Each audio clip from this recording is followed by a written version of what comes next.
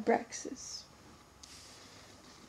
Continuing now, beginning with the providential puppeteering symbolism of the G and the key cardinal points of the 26,000 year cycle, as shown here: Taurus, Leo, Scorpio, Aquarius.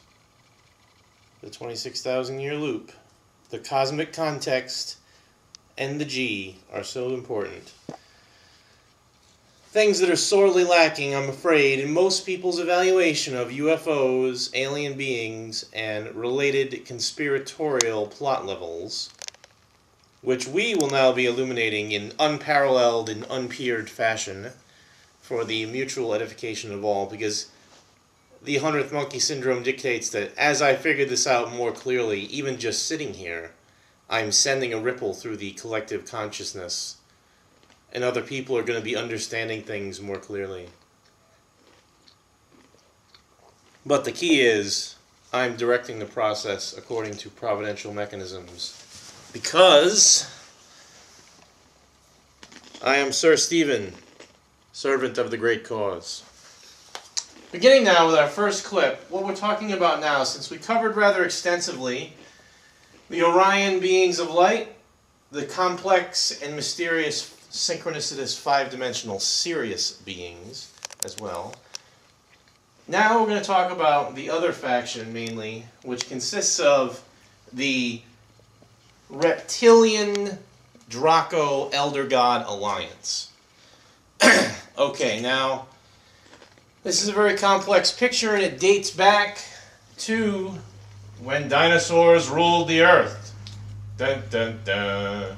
If you remember your Velociraptor from Jurassic Park, that's the kind of human-sized but large, vicious, intelligent dinosaur. And these dinosaurs actually evolved into humanoid creatures, as we have said before. And these reptilians, who were in charge of the earth, decided on a very strange and chaotic path, which they thought, we would suppose with all sincerity, they thought that they could best serve the interests of the planet by aligning themselves with the Elder Gods. And the Elder Gods are the most mysterious and strange mythology to come out of occultism in the 20th century. It was first formulated by H.P. Lovecraft, based on mysterious Arabic legends that were handed down through the Assassins, the Knights Templar, the Rosicrucians, alchemists type characters in Freemasonry, until it ended up in the occult circles of Providence, Rhode Island, and the Grand Orient Lodge of Egyptian Freemasonry, to which Lovecraft's father belonged, and in whose library the young Lovecraft spent many an hour, where he possibly found a copy of the book called Necronomicon, which may or may not even exist as a book, but is more a pattern of consciousness, let's say, that consists of gates, 7 gates, of course, the number 7, which lead through a dimensional membrane separating Earth with the chaos void of the Elder Gods. And it's interesting, of course, we know the 7-fold formula of ascension or descension crops up in other places. Of course, Muhammad's ascent through the 7 heavens comes to mind. The Abraxas magic square, alchemy's use of the 7 elements, etc. But the Elder God gates is another manifestation of this. It's kind of like you assume that the old world cosmology of Earth at the center, the 7 concentric rings of planetary spheres, and then the globe of the heavens, which consist mainly of the 26,000-year cycle of constellations in the zodiac belt and other stars, is at the top, surrounding it all. So, any passage, ascension, or movement from Earth outside of this celestial egg, let's say, must proceed according to 7 steps. So Muhammad's ascension through the 7 heavens, or the alchemists' journey through the seven worlds, Faust's descent through the realm of the mothers, etc. These are all metaphors or actual psychic patterns of experience. The seven gates of the Necronomicon go back to a dark, twisted variation on Muhammad's night journey, concocted by, some say, the Caliph al-Hakim, who keeps cropping up all the time now that you really look deep into Islamic past. The so-called Legend of the Mad Arab is where it begins. The Legend of the Mad Arab is, there was this Arabic character who dug up this secret lamp type, jewel box type of, it's probably what we think now in terms of my plot level as a Lemurian artifact that is somehow a trigger mechanism for the consciousness of the user of this artifact to open up themselves to this dimension of the elder gods. And so the Mad Arab does this through this succession of gates that appear psychically when you go through it. And he makes contact with the elder gods, and supposedly he's driven insane. That's why he's called the Mad Arab. And he's devoured in the square of Damascus in the middle of the day by mysterious invisible beings, and he vanishes. And that's the legend of him. And Al-Hakim popularized this legend in his own time, and himself may have been a real Mad Arab really contacting these other dimensional beings. Because you got to remember, this is the dark blue team, okay? The dark blue forces essentially are a triangle, okay? And this is relevant to the 26,000 year plot. The triangle consists of 3 points, let's say. Let's use the example here of this just for convenient metaphor's sake. So zoom in on this, okay? Let's say we have a compass here, okay? This point of the compass, the puppeteer holding it is the elder gods in their other dimensional chaos, wherever it may be, okay? They are conspiring with 2 groups of humans simultaneously from their weird other dimensional point of view. One is, in the past, the Lemurians, okay? In ancient Lemuria, the black Numenorian, dark Atlantean superhumans of that age, those who reject the Orion being of light, elven-influenced Atlantis civilization and go for a kind of pirate existence, a warrior existence, exploiting the lesser humans. They actually, allied with dwarves, dig up in Atlantis remains of the last surviving reptilian dinosaur velociraptor priests of the elder gods, who, when they saw the Orion smackdown coming 65 million years ago, mummified themselves in ice at the bottom of Antarctica in these caves, whatever. You know, insert any Hollow Earth plot you desire. Because all the modern mythologies of the Hollow Earth, in one sense or another, are variations on this type of plot. And so what happens is that the elder gods are in contact with these people initially. They're also in contact with humans in the present, okay? Who?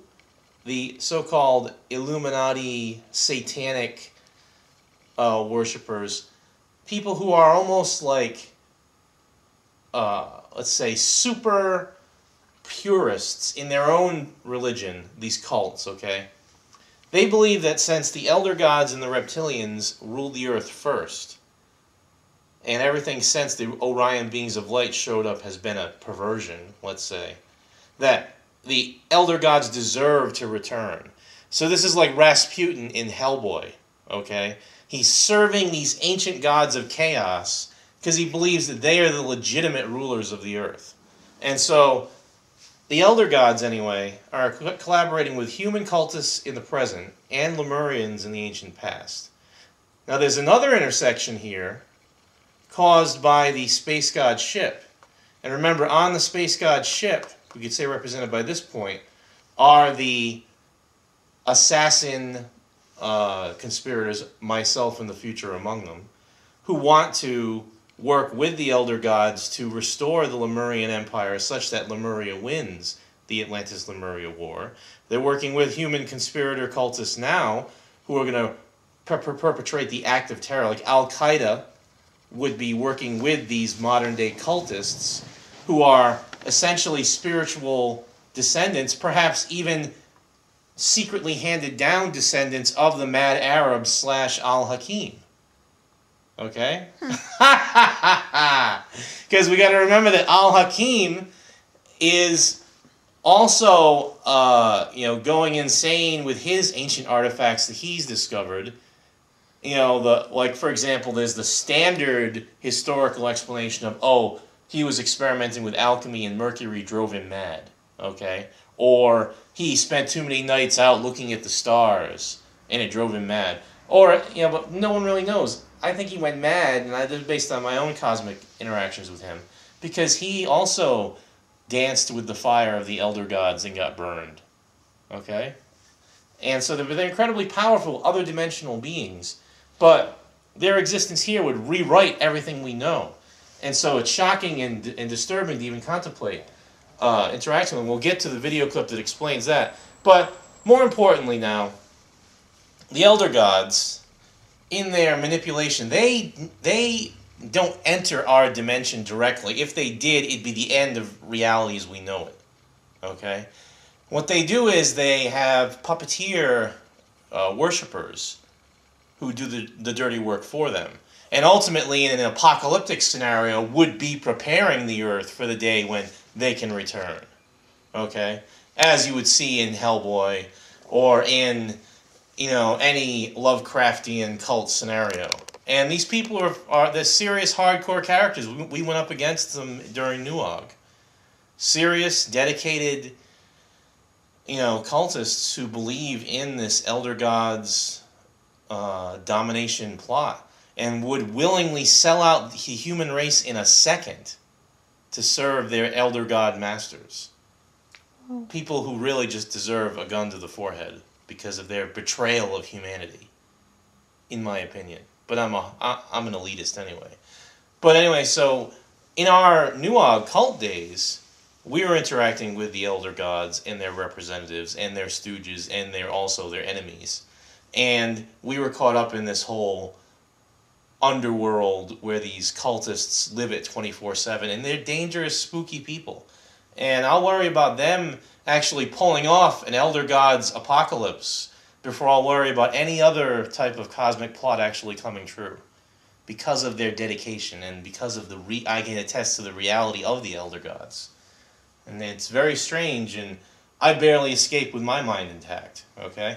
But anyway, so the elder gods usually puppeteer other races, and initially they only know about the earth anyway, because the reptilian dinosaurs who ruled the earth 65 million years ago psychically made contact with them and did this through the whole telepathic network. We've got to assume, with a race like a reptilian race that's not technological, nuts and bolts, rockets, the way that humans are, that they go with an other dimensional strategy, which is what their technology would be about. So imagine if humans dedicated all of their complexity, the complexity that goes into a microchip, if all that was dedicated to a psychic imagination network built by these weird symbols and strange hissing forms of consciousness, complexity of a strange race of reptilians who are linked in with the elder gods because they have that same kind of weird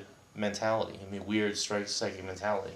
But typically now, in the popular mythology, these reptilian type of collaborators with the elder gods are portrayed more in political conspiratorial terms. And the model for this that we find in the pop culture goes back to our first video clip of the evening, which is from V, the TV miniseries. Which, if you remember, if you lived anywhere with a television in the 80s, V was inescapable. And it was almost like a popular mythology sculpting going on.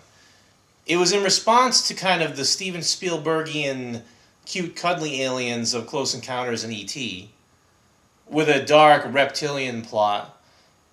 And they used the serious mythology synchronously again. However, reptilians are not from Sirius. The fact is they use the Sirius connection because of the pervasive synchronicity of Sirius. Anyway, these reptilian visitors in V set a pattern that people now believe. There are millions of people who believe in this now. But they believe in a more subtle infiltration version of it, which we'll get to with the David Icke They Live scenario. But the V pattern of what it is, the aliens show up, they remarkably look just like us. And oh, it's a wonderful, happy thing, but it's really not that wonderful. And so this scene here is the big revelation scene, which shocked the world and the viewing public with its dramatic import. And it just is a good way to encapsulate this entire plot level, which again is very detailed, but again, will never happen, in my opinion. So, but we have to be ready for it as a possibility, but we'll never be tricked. See, again, because of TV series like this, we'll never be tricked in this way. So you got to ask yourself, the Jews, whoever are in control of the media, what are they really up to? You know? Okay, here we go. Clip 1. The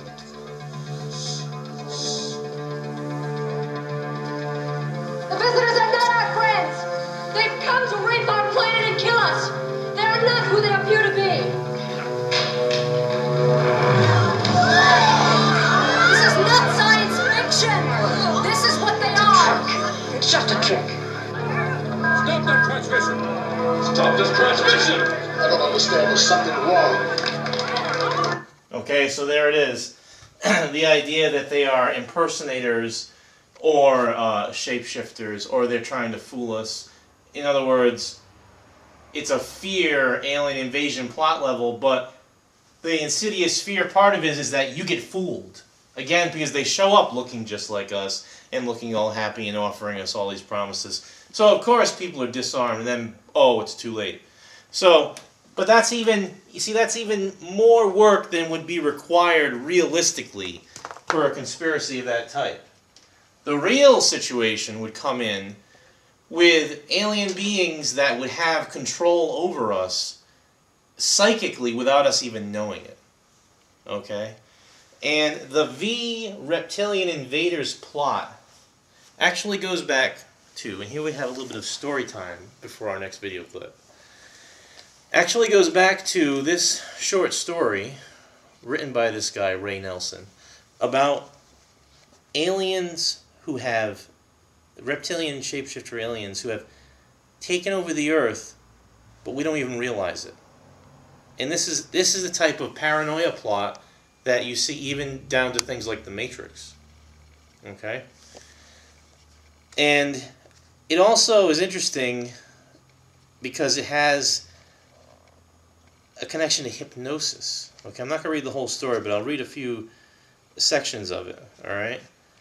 Okay, this is how it begins. At the end of the show, the hypnotist told his subjects, awake.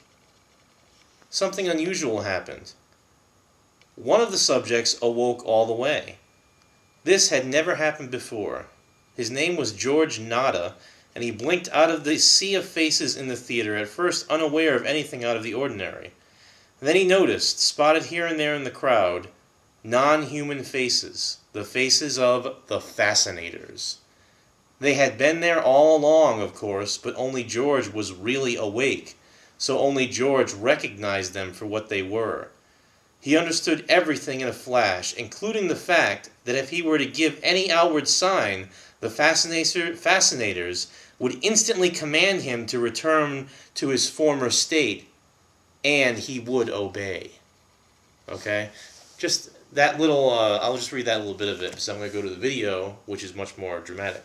But the point is there, with the idea of an alien invasion, which is the paranoid plot of choice here, V approaches it with a kind of, they show up in the big ships and dazzle us with their lovely arrival, and we fall for it. They tell us everything we want to hear. Why? Because they've been studying us for years, and they know what we want to hear. And they fool us into thinking that they're going to help us. Actually, we're going to be lunch, okay? And it's the whole raping the planet, as she said just there in the clip, oh, exploitation, blah, blah, blah. War of the worlds, essentially, imperialism. But that's, almost anthropologically biased, in my opinion. And it presents a plot level that's not ever really going to work and isn't really realistic to what could happen.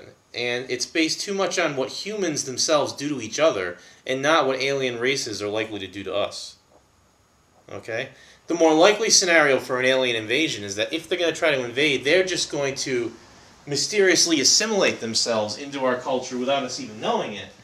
And it's not about taking over and some massive control in a military fascist way, as you see in V. Rather, it happens by default, just because of the system, because of the way you think things are, all right? The way you think things should be, the way you've been told they should be, okay? And this is part of a conspiracy of control that we see in the mass media generally with propaganda happening now. The inescapable, pervasive nature of propaganda increasing during the apocalyptic age. Why? Because you actually need your attention in a double function. This is just an aside. Your attention needs to be focused on the big picture apocalyptic concerns, of course, right? But it also needs to be focused on, it has to be connected to, let's say, the collective consciousness in order to be effective in shaping the apocalypse. So me as an apocalyptic prophet, or in another sense, a conspiratorial player, I have to be connected to the propaganda, so I have to be exposed to it, but also I have to be immune enough in my own big pictureness to not let it affect me and warp my perception. It's a very delicate balance. And that's what happens with fascination, as it was just expressed in the story. And what we're going to see here now is, the film They Live, which is based on this story which I just read, okay, has incredibly clever ways, let's say, of translating that old hypnotism thing that we just saw into a more realistic way of how it would really be done today, using television, using advertising, and the way that you wouldn't even know it. You're being controlled, you don't even know why. Okay, so here we go with clip number 2. Anyway, so what happens is that the hero of the story, Nada, in this story, the short story, wakes up because of hypnotism.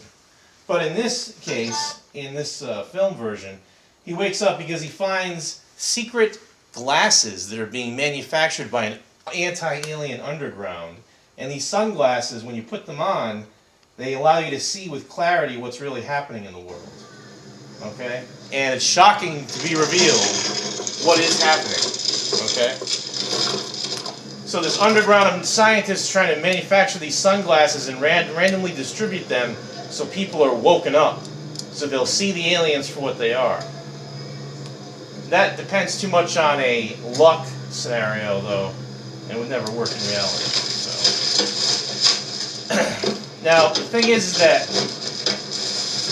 whether or not it's aliens who are putting in these advertisements and things that control your mind and make you think about a standard 9-to-5 job and winning the big bucks and having a nice car, whether or not it's aliens trying to distract you while they rape the earth, or it's the people in power trying to distract you while they rape the earth, Either way, advertising and the hypnotism of the mundane world is meant to distract you, especially now at the key time when you're supposed to be paying attention.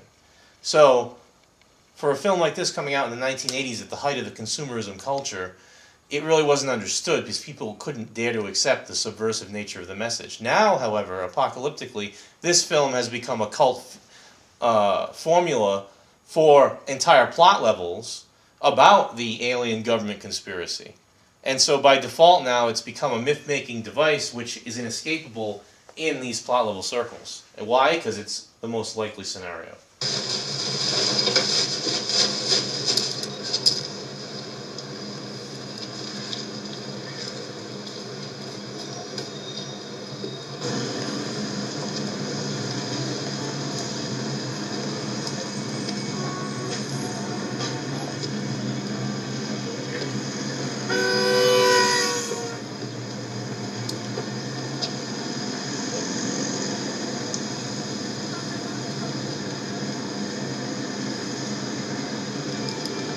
watch. Obey. It's really a computer ad. Obey.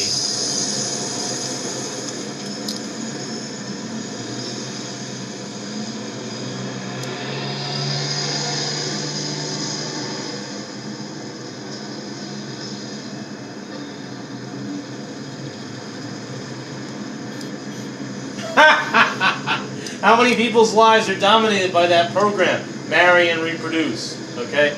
So, all these things, coming into play here in this, very clever way, like no independent thought, consume, watch TV, buy, stay asleep, do what we tell you, no imagination, do not question, money used as the god, right? However, what happens is he sees... I said, what's your problem? That people are really, some of them are these reptilians, okay? Like this guy here. All right today, sir. Okay, how's it going? All right, thank you. Oops, it's actually a reptilian. Thank you, sir. Who, in plain sight, if you really could see the way you're supposed to see, you'd acknowledge and know who this creature is. But because they fooled you into being distracted at a metaphysical level, you're worried about, am I going to get the promotion at work? Is the price of gas going up? You're thinking about so many mundane things. Who am I going to vote for?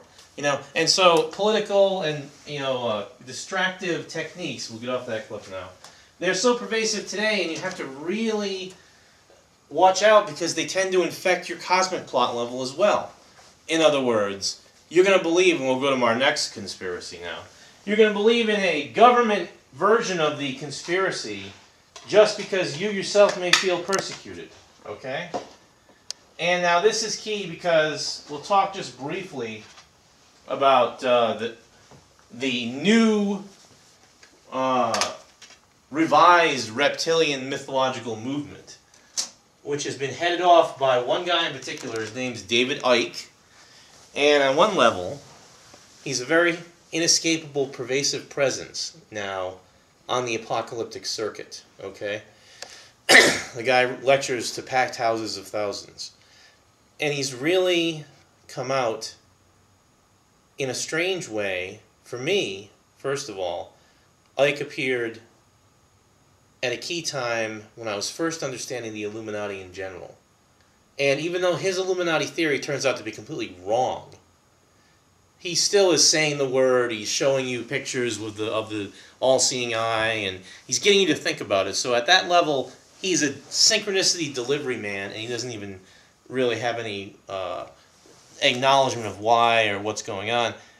However, he is a dangerous character because he's whipping up fear, and he's literally stealing people's minds in the way that he uses a pervasive political conspiracy plot level based on the notion that all of the secret elite controlling the world, from the British royal family to the Bilderbergers to Bill Gates to whoever, that they're all reptilian shapeshifters who are working with these secret draconian, dark forces, and that they're going to any minute now enslave us all with microchips implanted into our necks or some such nonsense that'll make us, herded cattle, and that they're going to have us all for lunch or whatever. Of course, he never really gets to the final phase of what would happen. Why? Because he knows it's never going to happen. But he can whip you up fear, buzzwords, And the thing is that he uses, and I see this happen a lot in my conspiracy group, okay? And I've been around the block many times on this issue. He uses, characters like Icke use political sentiment, people who hate Bush and the elite, as a selling point for their cosmic conspiracy. In other words, if you think Bush is an inhuman bastard politically because of the Iraq War, how much more of a leap is it to think he's actually an inhuman reptilian? You've already dehumanized him through your propaganda. So you're a likely target for somebody like Icke to whip into a frenzy. And on this level, people like Icke are the best friends that the real Illuminati could ever have because they make the possible worthy opponents of the Illuminati get distracted and whipped up into this hate frenzy and peter themselves out, burn out with irrelevant, protest scenarios, going out guns blazing against the man, who knows what. And they all end up being victims of their own obsession, these people who get caught up in these conspiracies.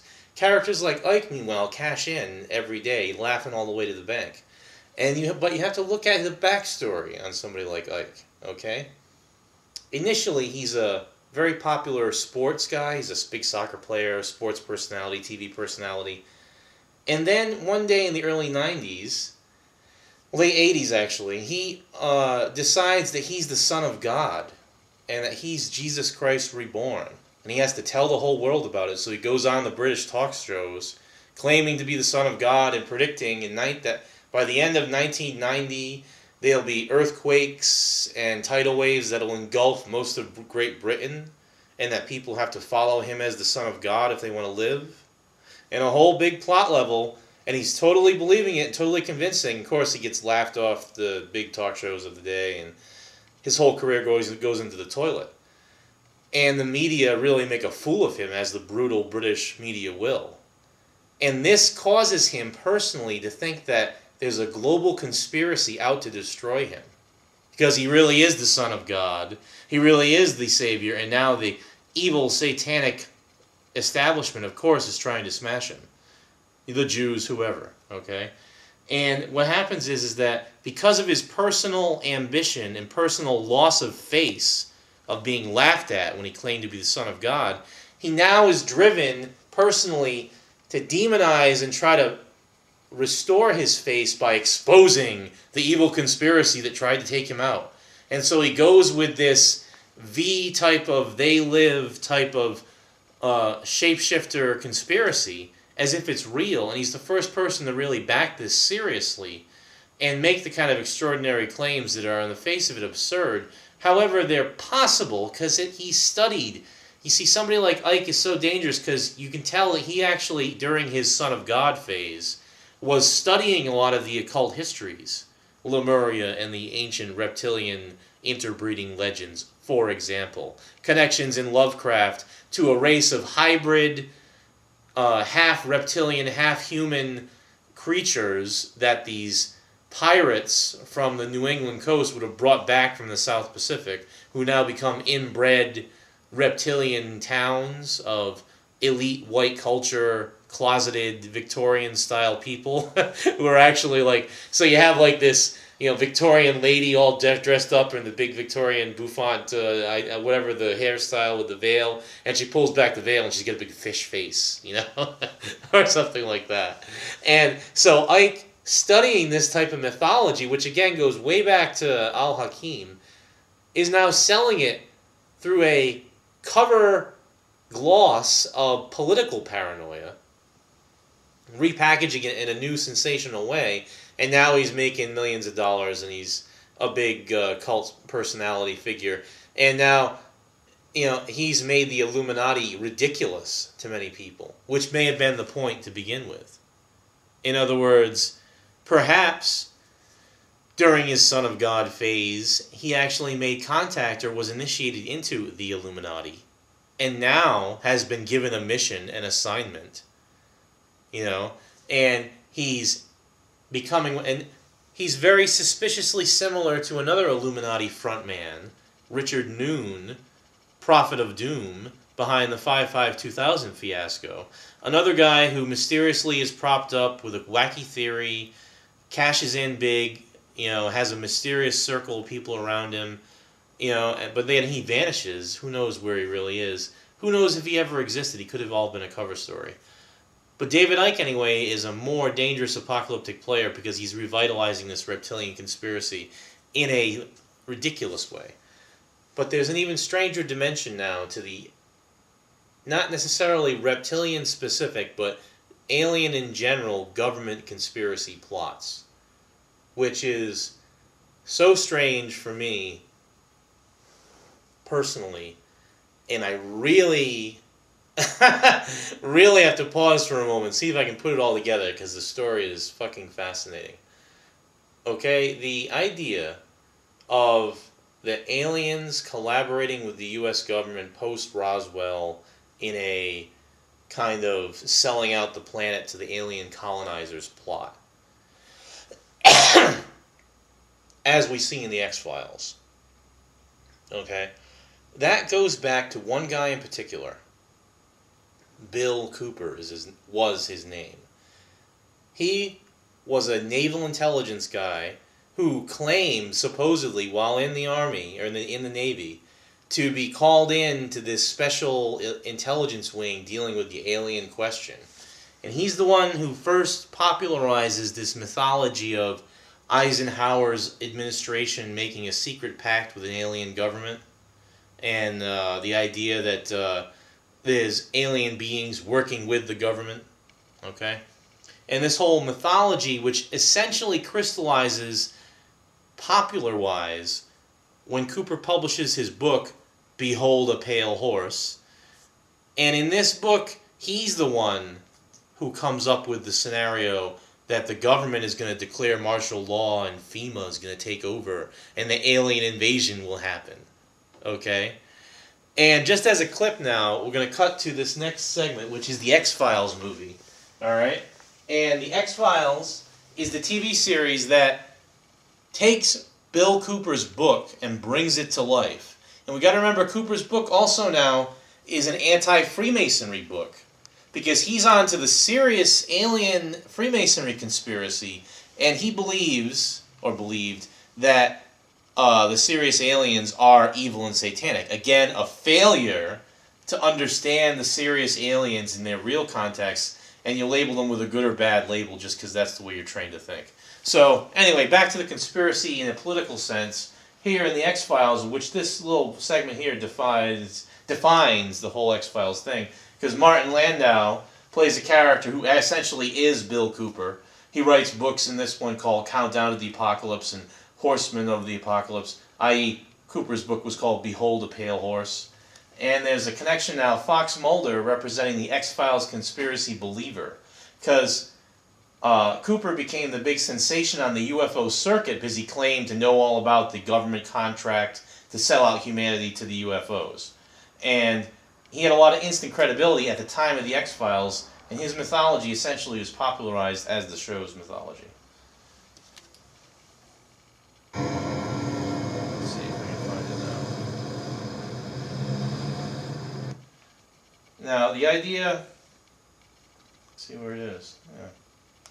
So, the idea, though, is that the alien government conspiracy... Yeah, here it is. Comes in here. That the alien government back engineering, that the Cooper's whole thing, he's the one that popularizes this idea that the Roswell crash left behind alien beings who then made a contract with the government. And so this all-powerful, supposedly alien group is going to take over humanity, yet at the same time they're so incompetent they keep having their alien ships crash on our planet. It doesn't make sense. Here we go. Yeah. These two books, supposedly written by Martin Landau's character. 4 Horsemen of the Global Domination Conspiracy and Countdown to the Apocalypse. These two fictional books, which together would sum up Bill Cooper's book, Behold a Pale Horse, okay? They really sum up this idea. Again, now it's a religious interpretation of how the alien beings are the Antichrist.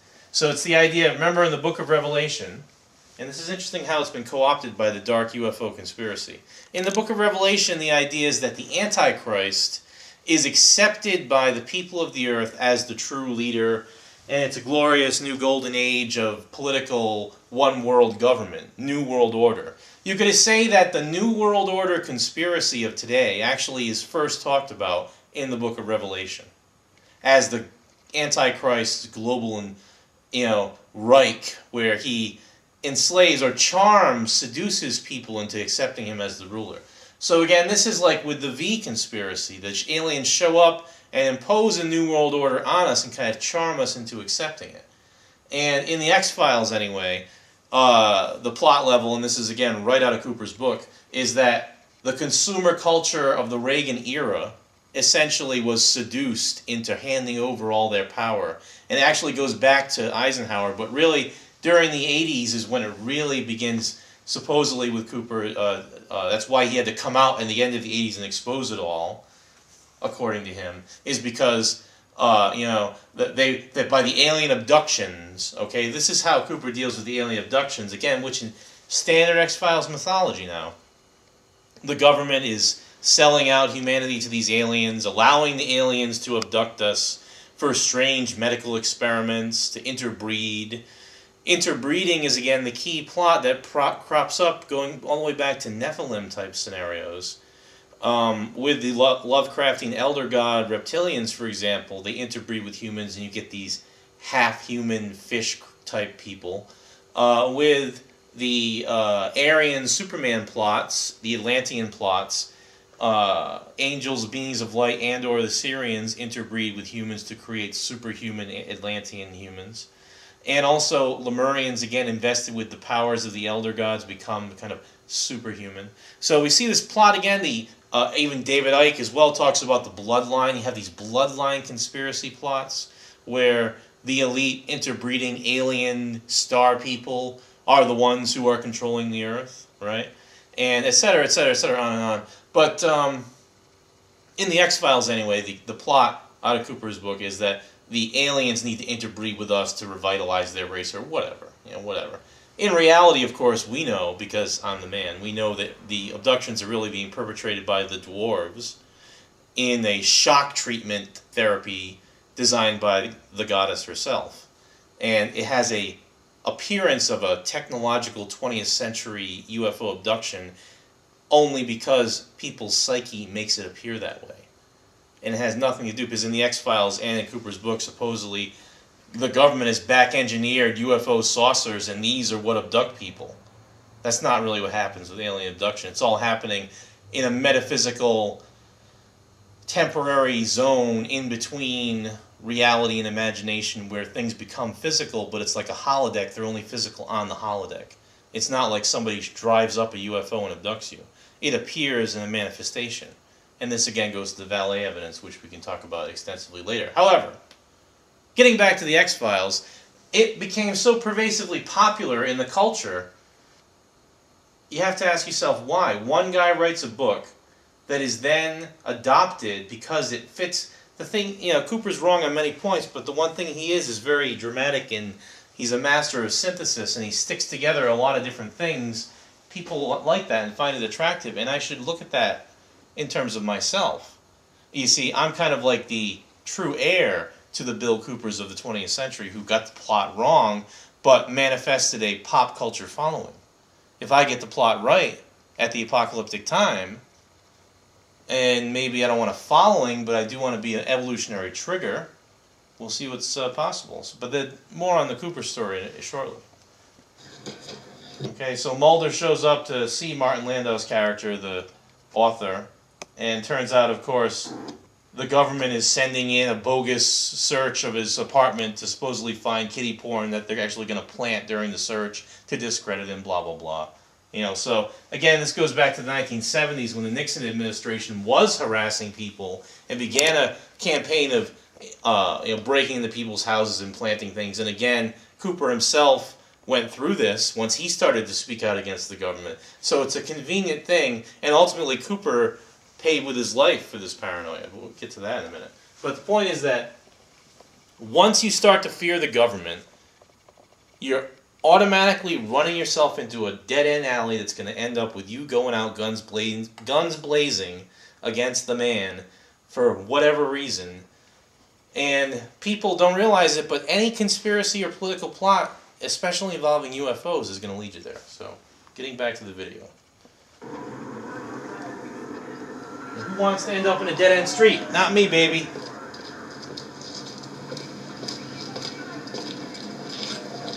Again, look. Mulder's even meeting Kurzweil in a dead-end alley, mythologically speaking. There's a little bar there. A little bar? Yeah, not right now, but when you play it. Oh, yeah? See this crap? Is Somebody knows I'm talking to you. Yeah. Not according to the men in blue. Oh, what is it this time? Kiddie porn again? Yeah. Sexual battery of a patient. Was it there They before? want to discredit you for what? Because I'm a dangerous man, because I know too much about the truth. Now that end of the world apocalyptic garbage, you right? You know my work? Okay, so there's a little bar interfering with this clip, making it impossible to view it. It must be the conspiracy. You see how it works? They know they want me to use this clip, and I'm not supposed to, so they're conspiring against me, sending in some microwave from a satellite to beam in and interfere with my TV. Okay? Does that sound absurd? You know what? It is. But that's the kind of thing you end up believing when you assign tremendous power to a vast enemy that's invisible and supposedly has you, by the balls, okay? But we're going to get off that now. So it's interesting. What's interesting now about the Cooper thing, I'll talk about this myself briefly, since our videoing of it was vetoed by the providential overlords of quality, okay? I first read about Cooper on the internet in 1998. Read about his book. Didn't really know what it was. Didn't have a clue. I had actually seen the book, however, without even really knowing it in 93, because Warren actually had a copy of it. But I didn't read it at the time, didn't really know about it. Now, I create my whole interest in the Illuminati at this time, essentially, though I didn't really know they were the Illuminati. I was just getting in to the whole world there. And in 1998, anyway, a strange thing happened locally in my town, okay? Just when I find out about the Cooper book, and I start to actually get into the X-Files for the first time, right? Interesting synchronicity, by the way. In that X-Files movie, which is an homage to Cooper's work, when Mulder Mulder confronts the Illuminati characters, he actually gets shot, and they rush away in an ambulance. The ambulance closes the door shut, and it says Cooper on the back of the ambulance for no reason whatsoever, except as an homage to the source. But anyway, so this whole plot of the government conspiracy is very pervasive, and it first began to creep into the culture in the 90s, and I found out, it hit me in 98. And right around this time, I became mysteriously aware of this place that opened up in the middle of the, a very back of the woods area of Rhode Island, called the UFO Lab, okay? And the UFO Lab was run by this guy, Dennis, who just showed up in my small town, made himself aware to me personally, okay? So what was happening here was almost like I first entered this world and I was provided with what I could have assumed to be my own type of conspiracy plot automatically happening. They sent in somebody to watch me or whatever because of what the strange things that happened. And I ended up going to this place by odd coincidence. And, he has this bogus UFO museum, which has the ridiculous fake alien bodies you see in the lame abduction videos, and it's a whole bunch of almost obviously ridiculous examples of the worst of the UFO culture. And this guy is talking about himself as if he's a Fox Mulder type of investigator who has worked with aliens for 25 years, so he claims, right? And it's a very strange thing. He invites me back to his world-changing press conference, which is going to be the following week. So I show up there with my friend Everett, who's always a good character to have along in these things, mutual interest in these things as well. And right before this world-changing press conference on Dennis's UFO revelations, I'm in the UFO Lab shop, and this book literally jumps off the shelf at me. And again, we can, if we have a good shot of it there.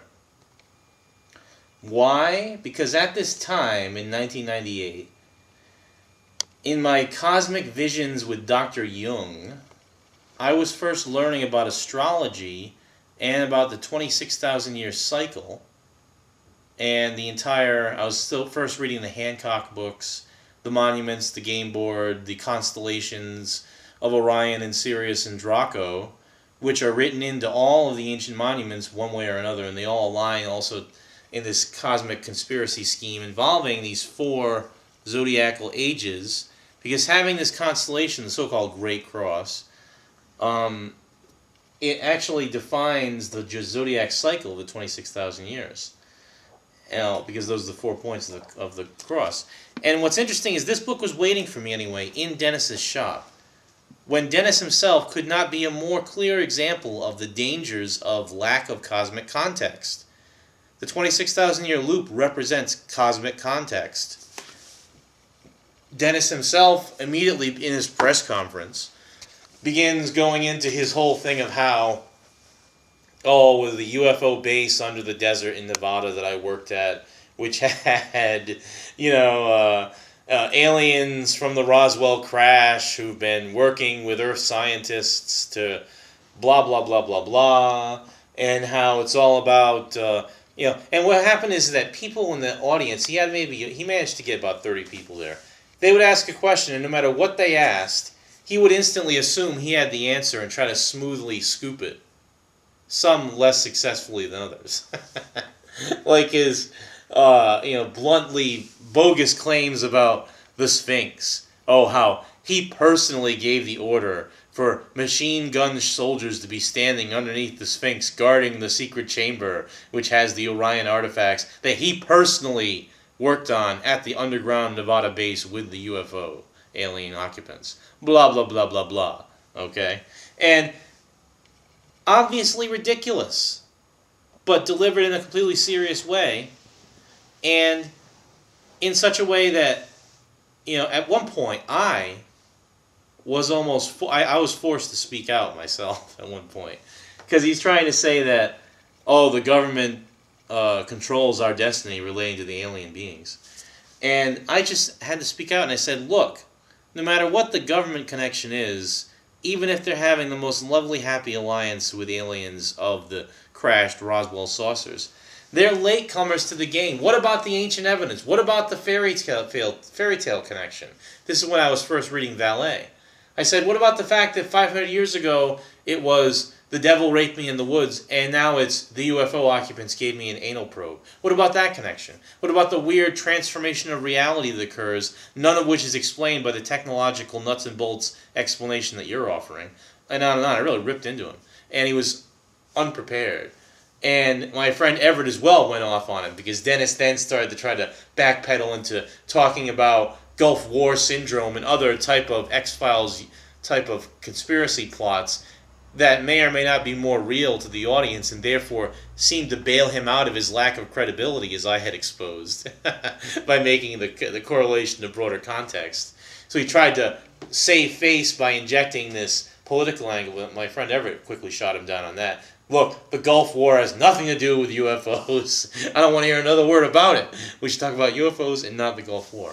And the idea that this guy Dennis was almost like a sad player representing that mythology that Cooper himself defined. And in the end, the UFO lab mysteriously closes a week later, disappears, Dennis himself leaves town. What was it all about? A press conference that was for nothing? For me and my friend to shoot down this guy who claimed to be working with the aliens for 25 years? It was all about me getting this book, is what it was about. And me learning the lesson of cosmic context. And so, Wilson's Cosmic Trigger is filled with descriptions of incidents like this, as are Valet's books when he talks about the Men in Black. It seems that when you begin to investigate these type of things, depending on your caliber, you will invoke a response from the powers that be. And they will, in some way, give you a dramatic message that's either directly played by actors under their control, or, as in the way the gnomes will put a book in a bookstore, it filters you into a temporary, let's say, tangent universe in which you encounter this completely ridiculous reality that then collapses and disappears, almost like an extended, a tour into another perspective, let's say. But whatever happens there, you're taken and you're challenged, and you have to meet the challenge in some way. And I think by me speaking out, I changed some kind of perspective in relation to myself with this type of plot, because what happened then when I went to California, it soon became all about the May 5th thing, the May 5th Richard Noon plot. Then after that, I was really seriously into Masonry and the Calendar of Light and really beginning to understand it. And I created my internet group, Illuminati Alchemy. And one of the first characters I meet is this woman, Agent 99, Lynn McCloskey's her name. And who is she? She's the ex-lover and longtime student of Bill Cooper, right? And this is right around the time when 9/11 is about to happen. And Bill Cooper has been ranting and raving on his radio show about how the government's going to take control any day now and sell us out, et cetera, through some martial law scenario. So 9/11 happens, okay? And I know all about this because I'm now romantically involved with Lynn, who happens to be Cooper's #1 student, who I just happened to meet synchronistically right after I got into Cooper's work seriously, because when I went to California, I reread his book, and I kind of called up his whole spirit, if you will, through my consideration of the Illuminati political plots, right? So what happens is, and it's so strange, my relationship with Lynn proceeds, and she begins to tell Cooper about me and about my point of view, and he begins to caution her against falling for what he sees me almost as one of the Illuminati agents sent in to tempt her away from his truth, right? And what happens is that right after 9/11 happened, see, I had already set up with Lynn to go and meet and be with her in D.C., right, in October, right before 9/11 happened. And so 9/11 occurs, and Cooper's goes insane. He's like, he's got the video playing on his website over and over again, right? And he's saying, oh, they're not going to stop next. There's going to be even worse things are coming next. And it's about, he's going off about how the government's finally doing it. It's the end of the world, right? And I was going to D.C. to be with Lynn at this time, and I fly down there. And even before I leave now, Cooper's on the phone to her. He's telling her, get out of D.C., you have to leave. Go to the mountains, because he lives in the Arizona desert on a mountain, right? Come to the mountain. It's happening. It's going down. It's the end. And Cooper's one of the leaders of this patriot movement in the U.S., which is a weird amalgam of a few different anti-government, anti-Jewish, anti-UFO, anti-New World Order, anti-anything. Guys with guns, guys and gals in camos with guns. Very paranoid about what's happening. And the idea is that they are part of this group which is heavily monitored by the U.S. government, of course, since they advocate overthrowing the government. And they're almost as well armed as the government. And they have a very paranoid mindset. Why? Because their rhetoric and their actions have caused them to be on the #1 domestic terror. Timothy McVeigh was one of these guys, okay? Timothy McVeigh was another disciple of Cooper in a spiritual sense, who believed in the New World Order and the Antichrist conspiracy, okay? And so anyway, Lynn, isn't really into the Antichrist conspiracy the way Cooper is. She met him through the UFO fascination. She was in the early 90s, divorced, looking for someone to believe in. She met him and became enamored of him as the UFO guru with the answers. But here's what happened. Here's a very interesting thing. Cooper's plot changes after he becomes a big sensation in the early 90s on the UFO thing, until he gets exposed. And this is actually what I read about. This is so strange. In February of 2001, I was first getting into the internet Illuminati world through Yahoo groups, etc. And I came across this story about how Cooper's career had been brought down in the UFO circles. And he lost his credibility. Because, and this is again right before I created Illuminalk and then met Lynn, synchronistically enough. Anyway, there was this alien who supposedly had crashed in Roswell. Krill was supposedly his name.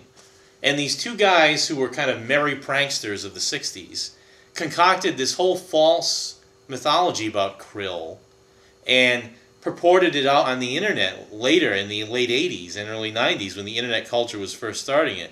They purported it as if it was real. And they ended up on a talk show with Bill Cooper. And now Cooper, again, the master of scooping, who had claimed to be in on the real government meetings, right, where he got the memo dictating our treaty with the aliens, as if they'd give him the memo with the secret treaty and allow him to photocopy it and publish it in his book.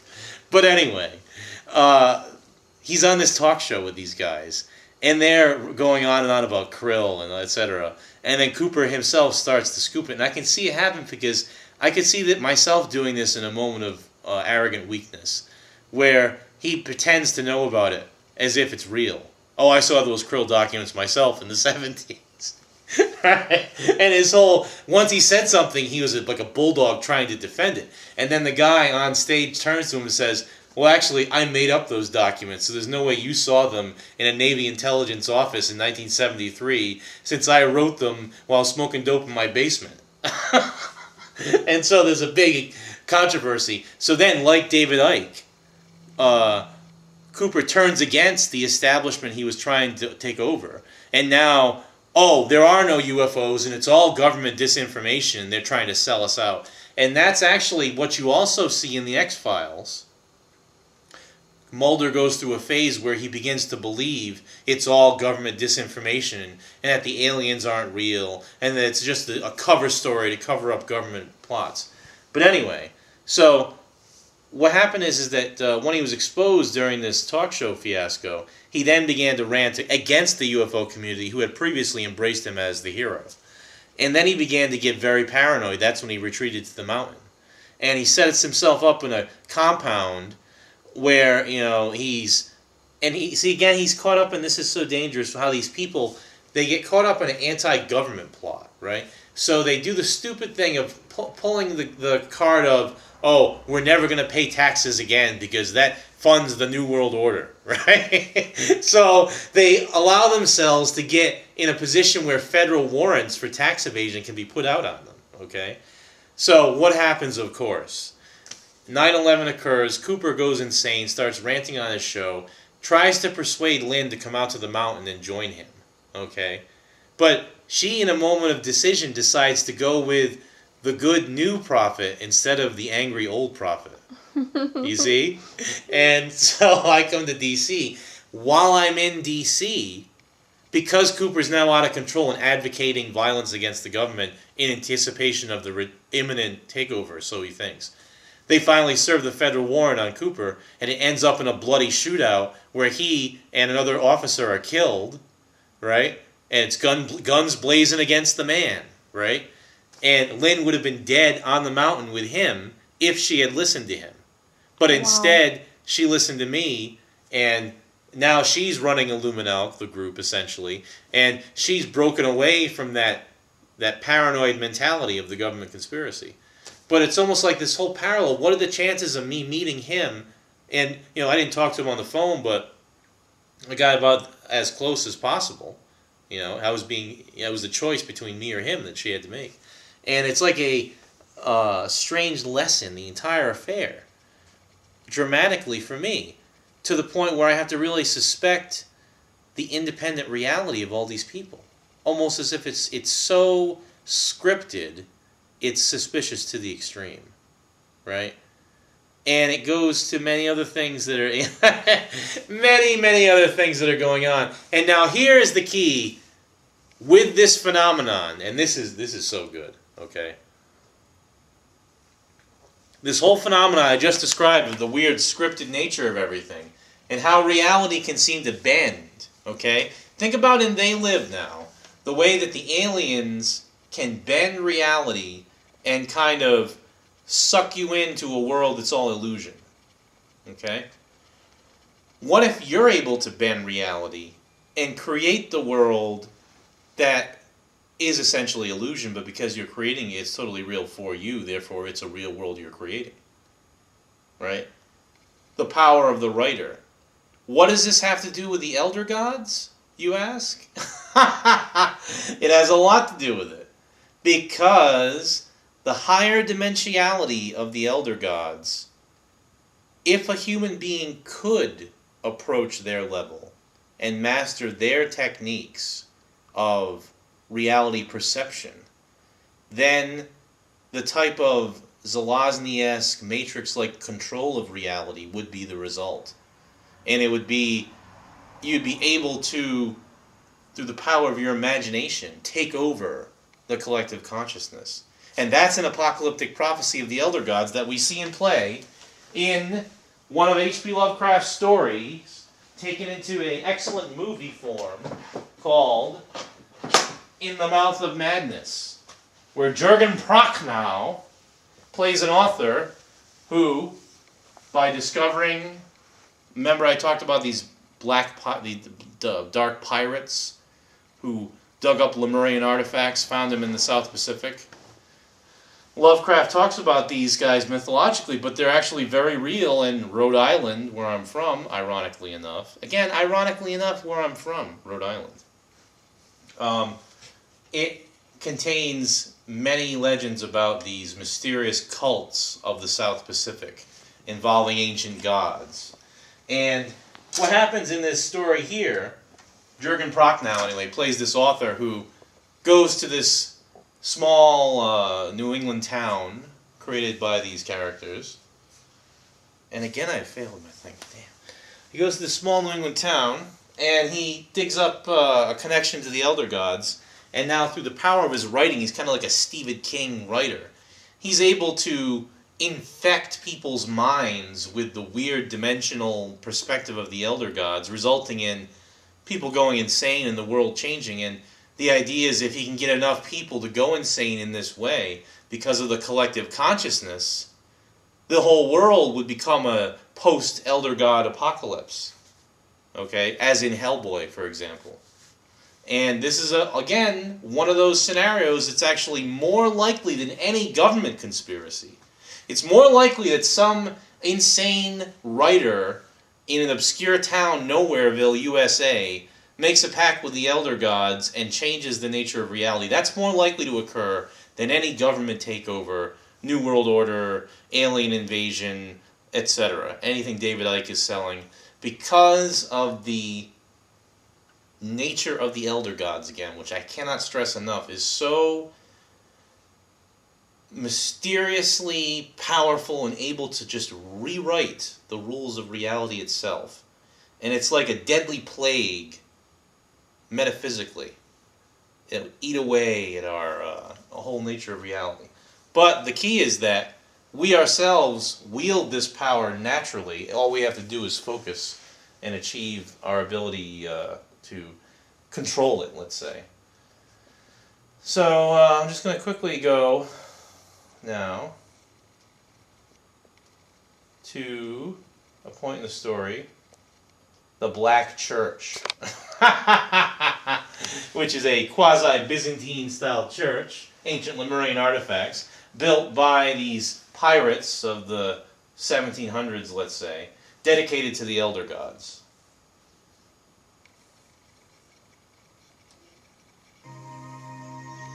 This place had once been the seat of an evil older than mankind and wider than the known universe. It was a place of pain and suffering beyond human understanding. You'll be reading this thing like it's a guidebook. Originally, there was an old stone church built on this site in 1788, but the Black Church swallowed up the old sanctuary the way it has swallowed our minds. Now there is nothing left of what was once here, except the mosaic of our Lord and Savior above the front door.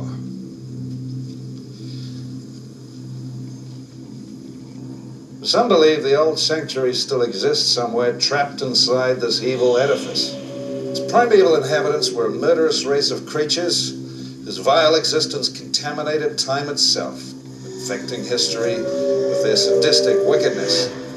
Well, that's it right there. Creatures whose nature contaminated time itself, affecting history. Again, it's the idea that the weird reality of the Elder Gods would rewrite our basic function of our consciousness, interfere with our ability to even put together the elements of reality into something we can comprehend in a stream of consciousness. That's the insanity that the Elder Gods present. You can't even, at the level of your senses, how your senses assemble this room to mean chair and, camera and breathing and all, whatever is happening. It's all put together psychically by your mind. Imagine a strange vibration deconstructing all of that and throwing you into a cosmic funhouse that's an infinite hall of mirrors. That's what it's like to look the Elder Gods in the eye. So, now, I'm not even going to get into all the rest of this here just for time's sake, but what happens is that Prochnow's character, anyway, calls up the Elder Gods, and they, through the use of his imagination, begin to take over reality itself, and in the end they do take it over. And the world becomes a twisted, pulsing variation on Prochnow's imagination, that the Elder Gods just kind of, disharmony, in a disharmonious way, just extrapolate into a mad tapestry. And so the idea there is that the chaotic forces, just summing up here, wrapping up tonight for these, the dark blue chaotic forces, that they work in conjunction with each other to create a opposition to the beings of light, beings of order. And these beings of light, again, are limited to a role of guiding us, and they can't really do much if we choose to go astray and serve the dark forces. Now, one thing about the Elder Gods to keep in mind is that they're not evil. They're just very different. The Reptilians who serve them as mad cultists, they're evil. The half-breed, interbred, lizard men, shapeshifter, elitists, they are the evil ones. The Elder Gods themselves are more akin to, atomic energy, in that, if harnessed and productively used, can change everything about your world and give you the most efficient technological culture possible. But you're more likely to blow yourself up with it. So that's the lesson about the Elder Gods. They're better to leave them alone. But anyway, the Seven-Gated Necronomicon was a book that I discovered when I was 16 years old at the instigation of synchronicity. And it set the pattern for our dealings with the Elder Gods and our own opening up of those doors.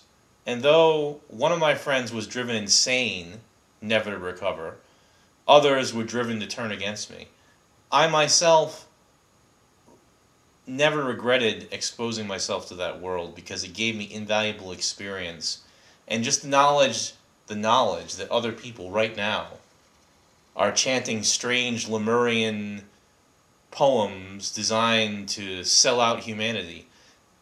You have to keep that in mind, and nothing you can do about it. You can't stop them, but you can hurry up and force the human evolutionary path along the lines that the serious guides are trying to show us, independent five-dimensionality, rather than being hyperspace bitches to some evil forces selling us out to the Elder Gods. And so, or being patriarchal, children forever herded according to dogma by the beings of light. I don't want either one of those options. And that's the point that we will illuminate in our final session.